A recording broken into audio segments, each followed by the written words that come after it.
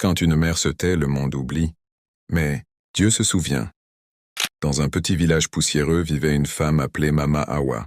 Elle n'était ni riche, ni instruite, ni célèbre, mais elle avait quelque chose que personne ne pouvait acheter, un cœur de mère. Mama Awa se levait avant le soleil. Quand le coq dormait encore, elle était déjà debout. Quand les enfants dormaient, elle réfléchissait déjà à comment les nourrir. Elle avait 3 enfants. Pas 3 enfants parfaits, 3 enfants humains. Un têtu, un rêveur, un silencieux. Et comme toutes les mères, elle aimait les 3, sans condition. Les sacrifices silencieux. Quand il n'y avait qu'un seul repas, Mama Awa disait « J'ai déjà mangé chez la voisine ». Quand les enfants avaient froid, elle restait éveillée pour surveiller la nuit. Quand ils tombaient malades, elle vendait son dernier pagne sans se plaindre.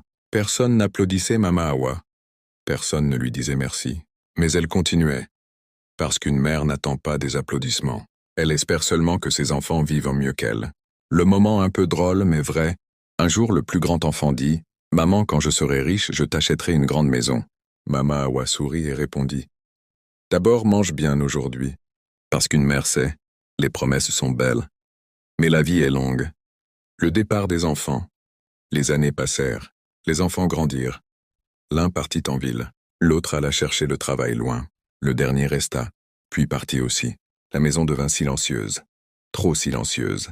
Mama Awa s'asseyait le soir devant la porte, regardant la route comme si la route allait parler. Elle ne se plaignait pas. Elle disait seulement « Que Dieu les protège ». Quand la mère tombe malade un jour, Mama Awa tomba malade. Pas une petite maladie, une maladie qui fatigue même les prières. Les voisins dirent « Ses enfants sont loin ». Les enfants, eux, étaient occupés. Travail, stress, vie. Ils envoyaient parfois de l'argent, mais ils n'envoyaient pas leur présence. Et pourtant, une mère peut survivre sans argent, mais pas sans amour. Le moment qui fait mal au cœur. Un soir, Mama Awa parla seule. « Seigneur, si je pars, dis-leur que je les ai aimés. » Elle ferma les yeux. Le réveil des enfants. La nouvelle arriva tard, trop tard. Les enfants revinrent en courant. Mais la maison était calme, trop calme. Ils trouvèrent une vieille marmite vide, un lit simple et une lettre écrite avec une main fatiguée. Elle disait « Mes enfants, si vous lisez ceci, c'est que je me repose. Ne pleurez pas trop, aimez-vous.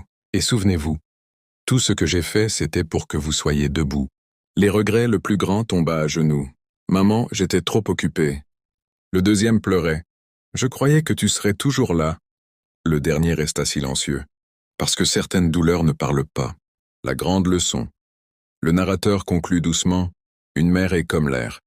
On ne la remarque pas, jusqu'au jour où elle manque.